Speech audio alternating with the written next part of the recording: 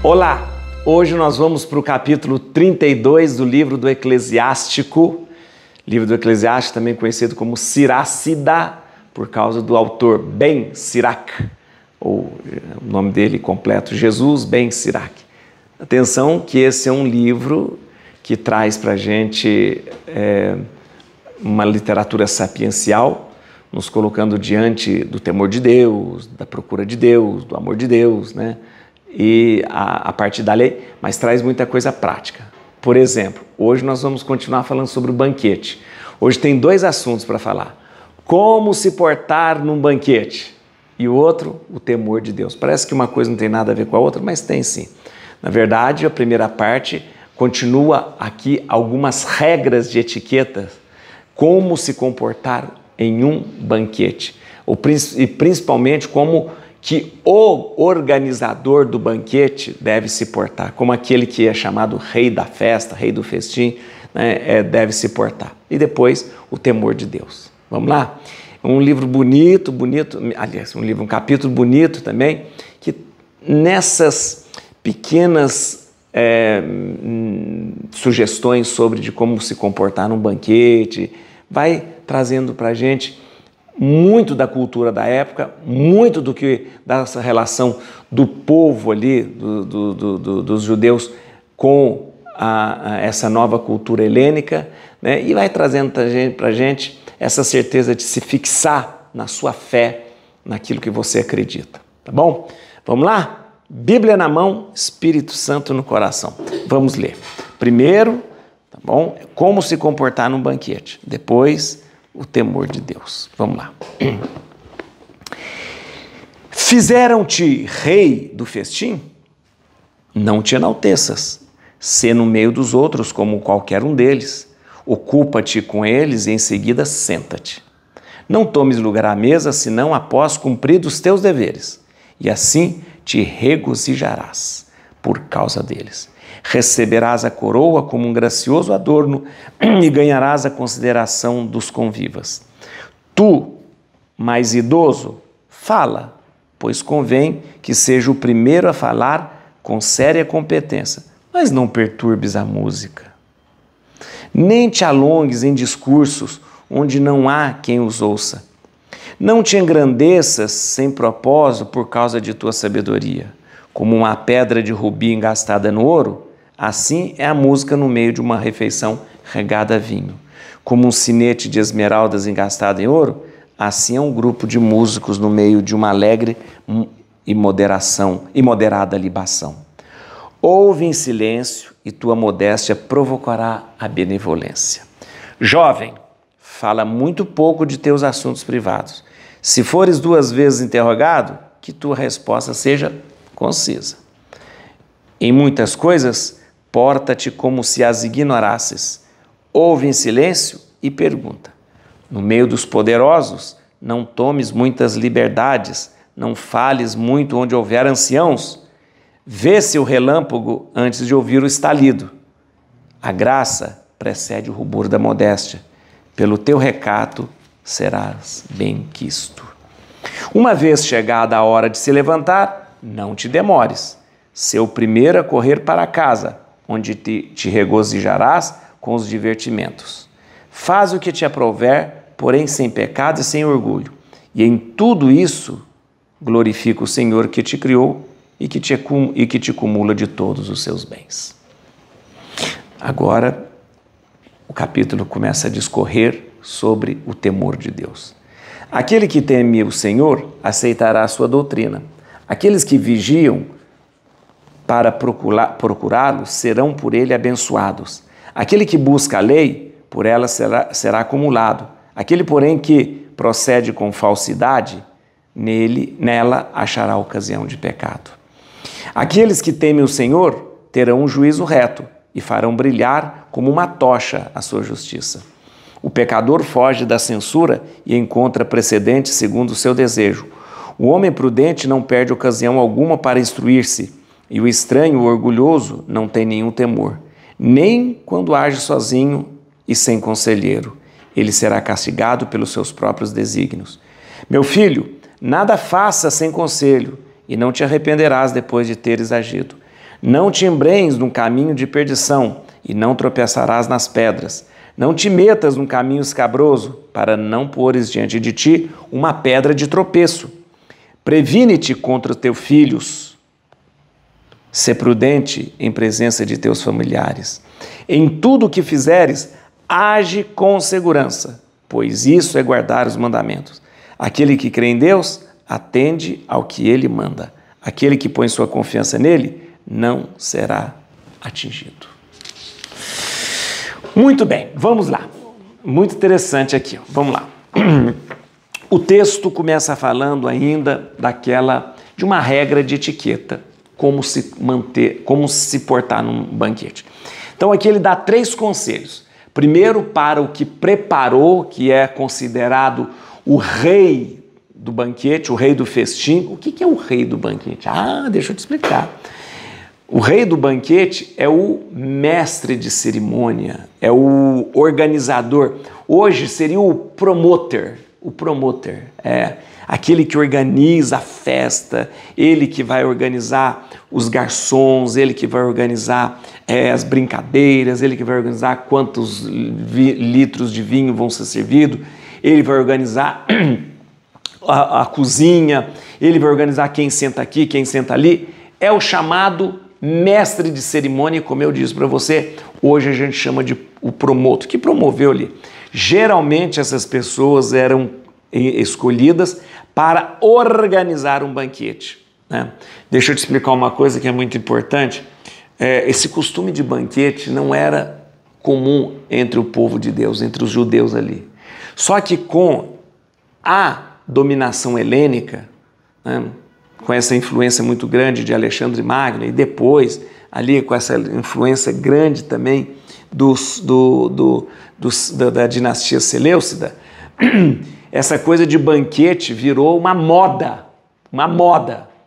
Então, os banquetes com muita comida e muito vinho. Em grego, eu já expliquei para você, o banquete é simpósio. Simpósio. Simpósio significa uma reunião onde você está junto para beber. Geralmente os banquetes eram assim, comia, terminava a comida, aí vinha a bebida. E enquanto se bebia, você ia fazendo as brincadeiras, ia fazendo discursos, apresentava as notícias, então isso era o banquete. Quem organizava tudo isso? O rei, chamado rei da festa, rei do festim, ou então o mestre de cerimônia. Quer um exemplo? Lembra nas bodas de Caná? Lembra? João capítulo 3, é isso mesmo. Nas bodas de Caná. Quando Jesus, a mãe de Maria fala, meu filho, por favor, faz alguma coisa aí. Aí Jesus vai falar com quem? Para encher as talhas de água? Vai falar com o mestre de cerimônia, ou mestre-sala, que é a figura do organizador da festa. Ele vai lá e fala, estou precisando de 6, Jesus fala, estou precisando de 6 talhas, encha de água. Eu falo, mas para que você precisa de encha de água? E Jesus transformou aquelas 6 talhas de água em vinho. E ele, o mestre de cerimônias, o mestre-sala lá, o rei da festa, ele que encheu as talhas de água. Ele falou, opa, eu enchi essas talhas de água, agora tem vinho. Tá bom? Então vamos lá. Então tinha esses banquetes e a primeiro conselho aqui, se você é o mestre de cerimônias, como que você deve se comportar? Depois tem, se você é velho, ancião, como é que você deve se comportar? E depois, se você é jovem, como é que você se comporta no banquete? Então, primeiro o conselho aqui é para aquele que é o mestre de cerimônia, o rei da festa. Então, primeiro o que você vai fazer? Organiza tudo. Só depois de tudo organizado é que você vai sentar-se. Enquanto não tiver tudo organizado, não sente. E depois, não te envaideça por você ser o mestre de cerimônia. Não se ensorbebeça porque você é ali o rei da festa, né? Então, você vai receber todo o agradecimento, todas as honrarias, mas não se envaideça por causa disso. E lembrando aqui, lembrando aquilo, se no meio dos outros como qualquer um deles. Não é porque você é o organizador da festa que você vai se sentir melhor. Ocupa-te com eles e senta-te. E em seguida senta-te. Não tomes lugar à mesa, senão após cumprir os seus deveres. Cumpre os deveres e senta à mesa. Aí depois vem falando do conselho para o idoso. Você, idoso, fala. Fala, mas você, idoso, que o idoso seja o primeiro a falar. Então há um momento no banquete, no simpósio, que todo mundo come. Então na hora de todo mundo comer, ninguém fala. Comendo. Na hora de beber, aí sim, vamos falar. Quem é que vai falar? Primeiro, o mais idoso. Então, idoso, seja o primeiro a falar. Mas, por favor, não encha muitas paciências dos outros com discurso longo, não. Ninguém aguenta falatório em banquete, gente. Então, olha aqui, olha que conselho mais prático. Ó, você idoso, que sejas o primeiro a falar, com séria competência, mas não perturbes a música. Então é o seguinte, no simpósio, num banquete, tem a hora de falar. Quem é que vai falar? O mais idoso. O mais idoso. Então, aqui. Então você fala com competência, fala, mas por favor, não fique falando demais. Porque senão você vai atrapalhar a música. O pessoal quer escutar música, aí fica lá, papapá, fazendo discurso longo. Ninguém aguenta isso. Então, olha o conselho prático. Você é o primeiro a falar, porque é idoso? Ok.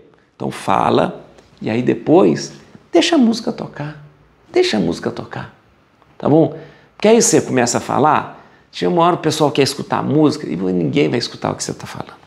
Tá bom? Nem te alongues em discursos onde não há quem os ouça. Quando o discurso começa a ser muito longo, o pessoal desliga, tá bom? Não te engrandeças por causa da tua sabedoria. É um idoso, então tem sabedoria. Então, eu sou tal. Não, nada disso. Aí depois vem para o jovem. Jovem, fala muito pouco dos teus assuntos privados. Jovem, quando você for falar, fala pouco das suas coisas, dos seus assuntos privados. Ninguém quer saber onde que você viajou, o que você fez, o que você comprou. Olha, gente, olha que recado ótimo para as pessoas que ficam colocando tudo isso na internet. Olha aqui, jovem, fala pouco dos teus assuntos privados. Nossa, parece que foi escrito para você que tem Instagram, né? Não foi? Para que ficar contando as coisas? Contando onde viajou, o que fez, o que comeu. Tem gente que ainda tem aquela coisa de tirar retrato da comida que está comendo. Eu lá quero saber o que você está comendo. Então, jovem, fala pouco. Olha que interessante isso aqui. Olha, num banquete, o mais idoso falou, porque ele tem... Jovem, fala pouco. Se fores 2 vezes interrogado, que as respostas sejam concisas. 2 vezes a pessoa interrogou, e aí, tudo bem? Conciso. Pronto. Olha aí, ó.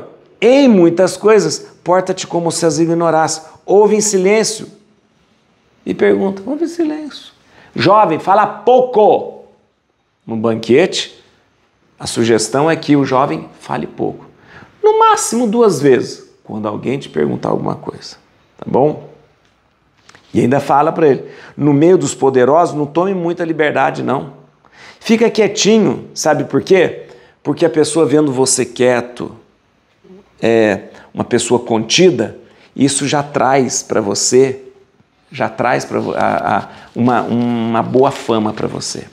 E termina aqui dizendo, para qualquer pessoa que está participando do banquete, quando chegar a hora de levantar, não te demores, corra para casa. Muito bem, isso aqui é um outro conselho. Terminou o banquete, não fica estendendo, ai meu Deus, isso também é bom para você saber, isso na casa dos outros também, viu? Terminou aí o jantar, o almoço, levanta e vai embora. É assim que funcionam as coisas, está na Bíblia aqui também. Isso aqui. Então, olha, gente, assim que funciona. E o conselho aqui para todo mundo, ó, uma vez chegada a hora de levantar, levantou da mesa, não te demores, ser o primeiro a correr para casa e pronto, vai embora para casa. Aí, tá certo? O texto continua trazendo para a gente sobre a noção do temor de Deus. E o temor de Deus, eu volto a repetir para você, não é ter medo de Deus. Não é ter medo de Deus. O temor de Deus é a obediência que você tem à palavra de Deus. Temor na Bíblia não é medo, é você ouvir a Deus, ouvir a Deus. E o temor de Deus que aqui neste capítulo 32 do livro do Eclesiastes fala, está mais ligado à procura de Deus. Tanto é que o verbo que sempre é usado é o darash, que significa procurar a Deus. Procurar a Deus. Perscrutar a Deus. Esse é o sentido do temor de Deus. Vamos lá, gente? Só lembrando aqui, aqui que eu te falei, versículo 1, fizeram-te rei do festim, não te enalteço. O que é o rei do festim? Rei do festim é a pessoa que é convidada para organizar o banquete, ele que cuida das festividades, ele que cuida do divertimento, ele que cuida da bebida, ele que cuida da ordem dos discursos, ele que cuida da música, ele que cuida de tudo. Então ele organiza tudo. O conselho aqui, organiza tudo, depois que está tudo organizado, aí que você vai sentar. E o conselho mais importante, não te envaideças porque você é o mestre de cerimônia, o rei do festim. Já dei o exemplo para vocês do mestre de cerimônia que a gente conhece, o mestre Sala, o mestre de cerimônia, que é uma figura que a gente vê no Evangelho, quando Jesus pede ao mestre de cerimônia, ao mestre Sala, para encher as taças de água. Muito bem. Versículo 2, ocupa-te, falando para o mestre de cerimônia, ocupa-te com eles, em seguida sente, não tomes lugar à mesa, senão após ter cumprido os seus deveres. Quais são os deveres do mestre sala, do mestre de cerimônia? O deveres é organizar o banquete, organizar os divertimentos, organizar a ordem dos discursos, organizar os cantos, organizar a música, né? E organizar a comida também. É importante lembrar que o banquete ele acontece primeiro a comida, enquanto está comendo, todo mundo está comendo sem conversar. A hora de conversar, de fazer os discursos, de apresentar as notícias, as coisas, é a hora de beber. Então, ele que organiza toda essa dinâmica. Versículo 14, quando fala do jovem. Jovem, fica quietinho. Quando alguém te perguntar, no máximo 2 perguntas que alguém fizer, responde, mas com palavras concisas. Por quê? Vê-se o relâmpago antes de se ouvir o estalido. A graça precede o rubor da modéstia. Pelo teu recato serás bem-quisto. O que significa isso? A estima, a benevolência, a benevolência, a boa fama, elas são conquistadas antes das palavras. Então você chega num lugar, o jeito de você se portar, a maneira educada de se portar, o silêncio que ele se faz, a maneira com que ele responde uma pergunta.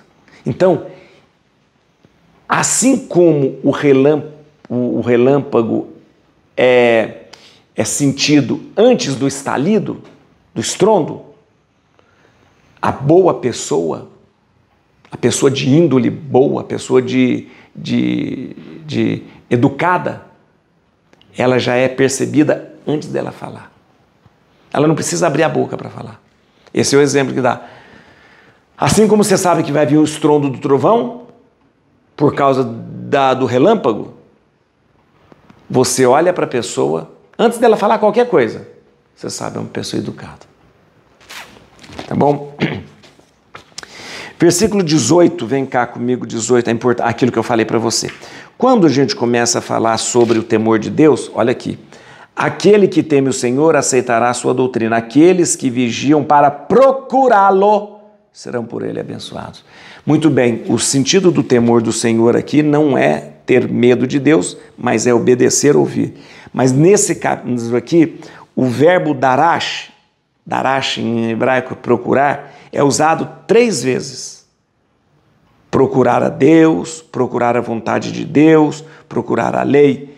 E é esse sentido de procurar a lei, procurar a vontade de Deus, procurar a Deus, que está aqui neste texto. O temor de Deus, então, o que é? A minha ânsia de procurar a Deus até encontrá-lo. Aqui tem uma coisa histórica interessante. 20, versículo 20. Aqueles que temem o Senhor terão um juízo reto e farão brilhar como uma tocha a sua justiça. Aqui alguns textos falam assim, e farão brilhar como um farol. E dizem os estudiosos que isso aqui é uma alusão ao farol de Alexandria. Já existiu o farol de Alexandria. Olha que interessante. Alexandria é uma cidade construída em homenagem a Alexandre Magno. E lá foi feito o grande farol de Alexandria, a biblioteca de Alexandria, né? Então, esse farol era conhecidíssimo, todo mundo. Então diz que, e a Bíblia cita aqui, ó, a Bíblia cita, né? É uma alusão ao farol de Alexandria. Versículo 22, isso é importante se lembrar. O homem prudente não pode perder ocasião para instruir-se. E o estranho ou orgulhoso não tem nenhum temor. Estranho, o que é estranho? Estranho aqui é o estrangeiro. Estrangeiro.